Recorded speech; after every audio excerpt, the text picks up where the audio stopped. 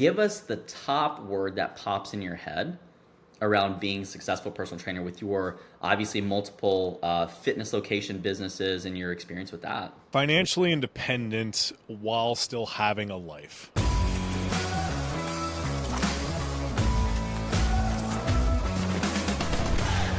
Welcome back to Beyond the Pump, where we talk about the business of fitness and nutrition coaching. On today's episode, we are talking about how not to fall behind in 2025. There are 100,000 plus personal trainers currently just in the United States alone, not even talking about the global industry. And we need to figure out, and we're hoping that today's episode will start to shed some light on how to stand out amongst the competition and surprise business building, marketing, sales, the stuff that we've talked about and Steve has done such a phenomenal job with explaining is an absolutely quintessential part, a foundational part of that process. However, that's actually not the only thing that's associated with standing out. It's self-promotion, branding, marketing, yes, but there's also an element of the hard and soft skills of actually coaching. So those are the things that we're going to delve into a little bit in today. But yeah, so all that to say, 2025 is shaping up to be a great year. I think that there's going to be a lot of things that really shift positively from an economic perspective, really allowing people to start to have a little more discretionary spending as we start to pull ourselves out of this recession. So all that to say, Steve, if we're talking about successful personal trainers today, give us the top word that pops in your head around being a successful personal trainer with your obviously multiple fitness location businesses and your experience with that. Is there something that jumps to mind? Financially independent while still having a life. I know you said top word, but No, that's I good. think for trainers, there's this I have to work all day, every day, 5 in the morning, 9 at night type mentality. Mhm. I don't get to really take many vacations, Yeah. and I'm still struggling to put gasoline in my car at some point in time. So Hmm. solving those to me would be a successful trainer, and that's Yeah. what we're here for. Yeah, absolutely. And I think that you bring up such a great point in the nature of like time freedom, which was a big thing at the last company I worked at, was that people would oftentimes shift away from or really get interested in business when they got so good at coaching that eventually they were in such high demand that they couldn't help but be busy all the time. So then the idea came into, well, how do we turn around and how do we actually make the most use of our time? And that's where you do have to have a sense of business savvy, but the question is, how do you get to that point? How do you become so sought after and established in an industry, in a community, in a place that may be perceived as saturated, and everyone left and right is trying to sell you something online? And I think that this is where we talk about the idea of value. We really want to make sure that we're able to deliver on a problem set repetitively, consistently, and as efficiently as possible, because effectively what people are paying for is a decreased time cost or a decreased risk of failure. And that's what I would attribute most personal training to is you get that person from point A to point B with the least amount of mishaps because you're still going to make some mistakes, right? But you get them there as fast as possible given the time, resources, and constraints that that person's dealing with, which is why a consultation is so important because you have to understand what's the project that we're building here, what are all the obstacles that might be getting in the way, and how can we effectively plan to solve those things based upon past behavior and what we have available from a structure perspective, meaning you have to have a plan. And I see too many personal trainers right now getting out on the fitness floor and they're just raw dogging it. They're like, yeah, what do you want to do? What do you want to work on? You're like, oh my God. What do I, you mean? What are you going to work on? uh, he's the That's my nicest guy, but the trainer at my gym, he always works out this one woman every morning around 6 a.m. when I'm there, and he hands her weights, and inevitably it's either too heavy or too light on the same exercise I saw him do last week, not on the same day, but it's like, come on, man. Like, you can't remember that she lifted 15 pounds last time?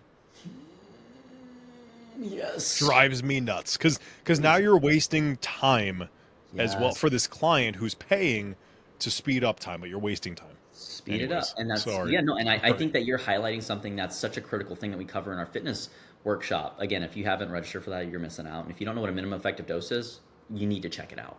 Right. But it's this absolutely imperative thing that people in exercise, even medicine, right? It's a universal thing amongst all the allied health professionals. It's what's the least that you have to do to get the result or make progress that's meaningful, right? If you had to do 1,000 squats, or if you did 1,000 squats when you only needed to do 100, that's like overpaying your cell phone bill. It's $100 by paying $1,000. Like, why would you do that? You would then lose the ability, and it's like it doesn't roll over either. You're just now out $900, and Feels so like doing that's 7 sets of hamstring curls versus 4. Like, Brad Schoenfeld and the hypertrophy researcher said, listen, 8 to 20 sets, sir. No, I'm kidding. Interestingly enough, there's a lot of shit that's coming out right now that we actually have. It's very contrary, and you can actually grow muscle by lifting light weights for high volume. It seems like it actually comes down to the novelty, but no rabbit trails. No rabbit trails today. Guys, there's so many rabbit trails, but again, workshop come. But minimum effective dose, right? And so when we talk about getting from point A to point B, the idea is that you could lose 20 pounds in a week. I promise you, I guarantee you everyone could.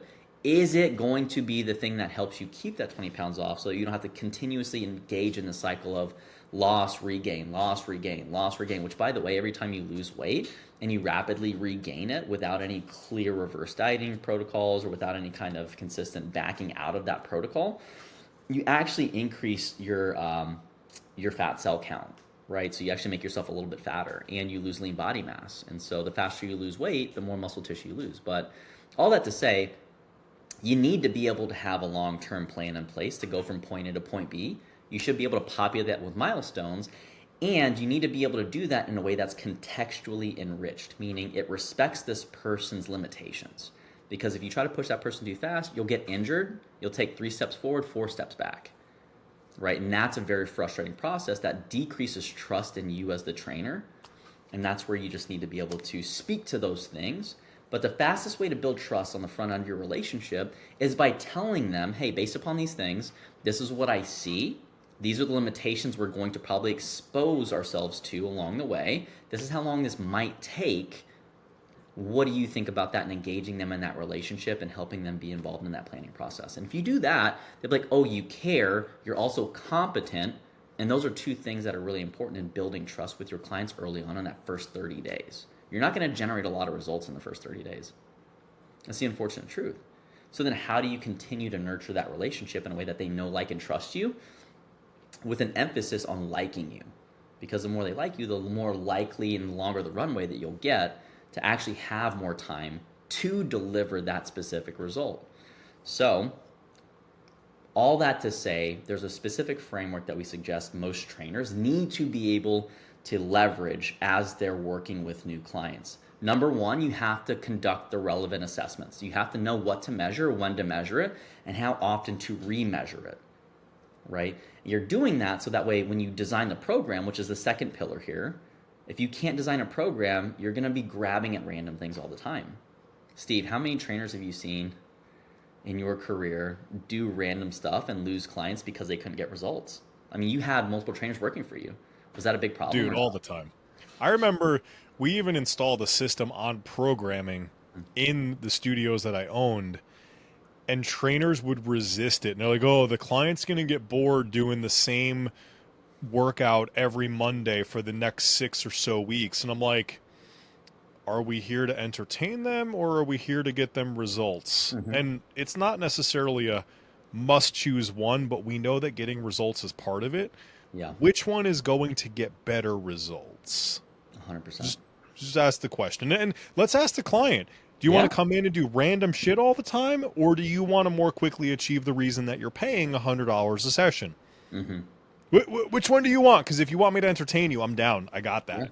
Yeah. But when you're paying $130, $140 an hour, you probably want something for it. Yeah. And I think that you highlight a great point, and that a lot of people think it's dichotomous of you have to pick one or the other. Sometimes you can make it an entertaining experience just by the conversation that you have while you're doing it. It's not necessarily the exercise you have to change, which, by the way, when you have newer people who are the most likely to purchase training, by the way, the more new shit you interject, the less competent, the less practiced, the less skilled they'll actually be at doing that thing. It's like teaching a little kid how to throw a baseball and then moving on to swinging practice and then putting them in a game. Like, you literally went through each thing one time, and now they're going to be frustrated because they're not good at it. And that frustration erodes trust. And frustration, by the way, is the number one reason why people quit services, is that their expectations aren't being met, or their expectations weren't set in a way that they could be met because you didn't conduct the assessment or the trainer didn't conduct the assessment. They didn't take time to understand that person.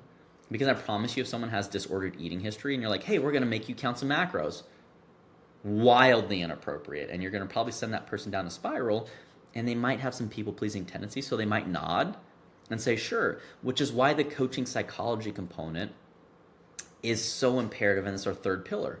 You have to be able to do the assessment. What assessment? What are you measuring? What time? How frequently are you reassessing?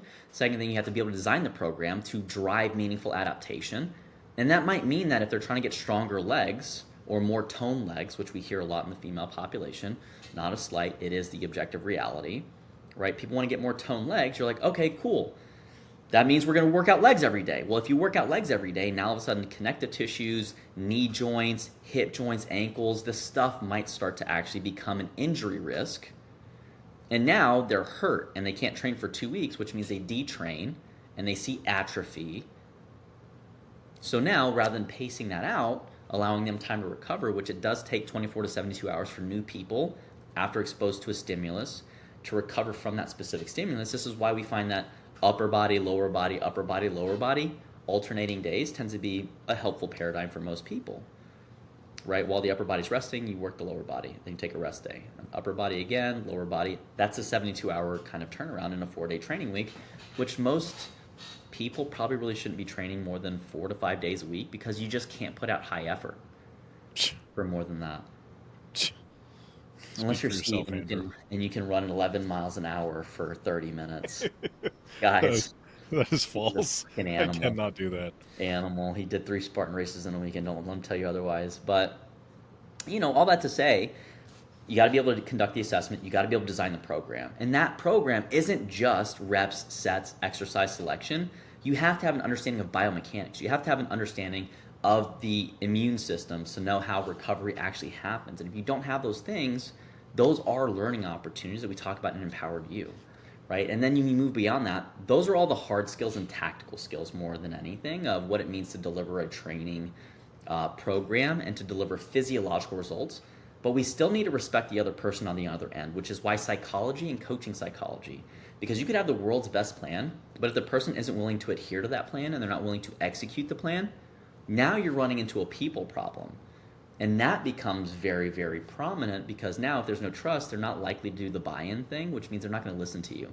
And you're going to get frustrated, and they're going to get frustrated, and they're going to pick up on that mutual frustration, and that's where you start getting ghosted. And that's where people start no-showing. That's where people start sleeping in.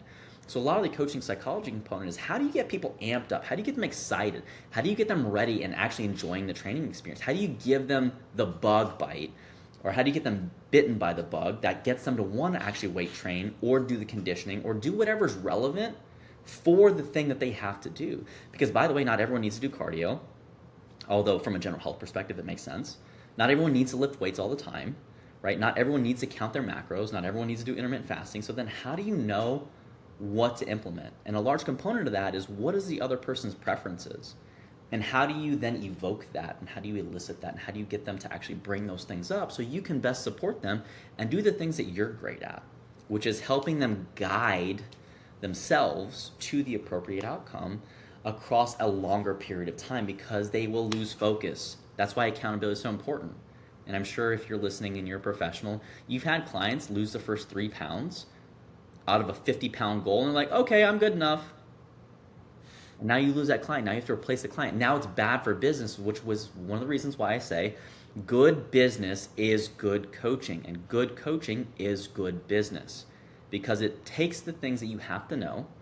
It monetizes a skill set and a competency set that you can then turn around and actually deliver value, and value being giving the person the thing that they're seeking. Right? You could have a PhD in something and no one gives a fuck about the Krebs cycle, but at the same time, they do care about how to lose body fat. And so the value isn't necessarily the education, although the education helps you help them lose body fat. So then obviously we lean into the last pillar. So we've talked about assessment, program design, coaching psychology, right? And you can assess nutrition, you can assess fitness, you can assess strength, you can assess cardiovascular. There's so many different assessments. These are just the bigger umbrellas that these things sit underneath, just to provide that clarity. Assessment, program design, coaching psychology, ethical business building. right? Because you can make a dollar doing anything, right, Steve? Why are you asking me that one? I don't know. I just wanted to redirect that real quick, Got it. like a pressure pot. Yes, But yeah, yes. and we have workshops for that. And in fact, Steve's actually building a very robust 3-day experience that we understand is going to be very helpful for individuals that want that concentrated dose of how do we focus on something, how do we know what to build. And in fact, we even have 1-day experiences where if you wanted to come and hang out with us, we have so much stuff at the end of the day, and we really do try to make it as easy as possible for coaches to have the resources done for you. So we actually have now programs that you can purchase and use directly with your clients. You don't literally have to do anything. You just plug and play them. And so if you're an empowered you, those are included at a substantial discount. But for everyone else, like we have that stuff as well. If you don't want to be involved in our continuing education, if you want to have a good quality program that's written by someone that has years, decades of experience and advanced degrees and way too many certifications and student debt. So, you know, you can always trust that, and we'll also take your feedback too. So, all that to say, that's pretty much the high notes of what we think is going to be very meaningful. And I shouldn't even say think, what we know to be meaningful as it stands today, based upon, our combined experience, which, I mean, Steve's had so many different locations and so many different trainers that he's seen what's worked, what hasn't worked, and diving into his business passions. And then me just being a coach at the end of the day and a teacher and an educator, like, let us do the work for you. So, all that to say, Steve, what would you like to contribute as we wrap up here on what makes a person likely to be successful in 2025 as a coach or fitness trainer? I'm thinking about that coach right now that isn't where they want to be. You're brand new and you got a road ahead of you. You've been coaching for some years and you're not financially time free, whatever it is. And in 20 minutes, we just broke down, less than 20 minutes, we broke down the 4 big components to being successful. Mm-hmm. And I know, or at least I feel as though your thought process is something along the lines of, it's not that easy. It is that easy. You just have to show up and consistently do those things at a high level and build enough momentum, and eventually you will get there. Yeah. Getting clients, yeah, it's an art, it's a skill. Coaching clients, it's an art and a skill. Keeping clients for a long period of time is an art and a skill. And having a successful coaching business is an art and a skill. Mm-hmm. Being a trainer, going to the gym, and not having to be there 15, 16 hours a day to coach 4 clients is an art and a skill. Oh my God. I've been there. I remember waking up at 4:15 to open the gym for 5 o'clock doors open. And I remember just going like, I'd rather just go nap in the office than drive home because I only have 90 minutes and I have to be back here. And it's like, I look back at those days and you did 5 or 6 sessions over 14, 15 hours. Like, Yeah. I've been there. Ridiculous. Like it sucked, but it's what allows us to be guides and do this thing. And I opened my first gym. I slept in the office on a whatever it was, cheap folding ottoman from I think IKEA. Monday through Thursday night. So Monday to Friday, I didn't go home. And home, mind you, was like 7-8 minutes away. It wasn't far, but I was so tired that the extra 15 minutes of drive time, plus anything that could happen in between, wasn't worth it for me, that I would just sleep literally in the office. Now, I never regret that experience, but for a year of my life, I basically didn't do anything else other than work. Yeah. And I was still broke and poor. So this is coming at you from experience. It is that easy. I know we simplify it. There are key steps in each of those. And when we tell you things like empowered or coming to an event, these are the places where we get to spend time in person, hands-on, learning what all of those actual steps underneath that big umbrella are. But listening here, learning, doing some research on the internet. Like, you have access if you're listening to us. I know that. So It is that easy. There are things that go along with it. You just have to be consistent, and you have to be motivated through those times of like, shit, I got to build that momentum. When momentum starts, like, just keep running with it though. Yeah. But outside of that, nothing else valuable to add other than a quick like, hey, you can make it happen. There's 100,000 of you or so out there that are not necessarily where you want to be. Some of you are 2 to 3% maybe, but you know, not everybody's out there making $135,000 a year, and that's what one of our core kind of piece of our mission really is. 100%. Yeah, I mean, I slept in the back of a car for a couple months while I was coaching full time, and I showered at Planet Fitness. And I had a master's degree at the time, and I was a very well educated coach, but the business acumen wasn't there necessarily to help me understand how to leverage that stuff. And that's where it's how do you take that skill set and how do you really create value, and we do it because, and that's why Empowered You is so cheap and why our events are so cheap. Like, you won't find things that are comparable from a price to value perspective anywhere, because we truly have a soft spot in helping people that are trying to do meaningful things for their local communities and people that they serve. And you have to be able to, on the back end of that, actually make it a palatable career for you, which means you have to have enough income, and at the same time you also have to have enough time to go and nurture yourself and nourish your own interests. So remember, like, the thing that we always say is you're only stuck if you don't ask for help. And if you're feeling helpless and if you're feeling like you don't know what to do, pull yourself out of that rut. Find a way to pay for an event and come and sit with us in person, and we'll stay there as long as we need to make sure that you get what you need, because that's truly what we're doing this for. And we hope that as we gain our own momentum with helping more and more people at Beyond the Pump under this specific umbrella, we'll have the opportunity to help more people. So it will create the snowball for us. But all that to say, thank you so much for listening. Please like, share. Sharing being the most important thing for us right now. It'd be really helpful to continue to help individuals get access to great quality information, and that's why we always ask you guys to share. So that's the biggest thing you can do to help. We would love to see you at an event, and that's pretty much all we have to share right now. So until next time, thanks, guys.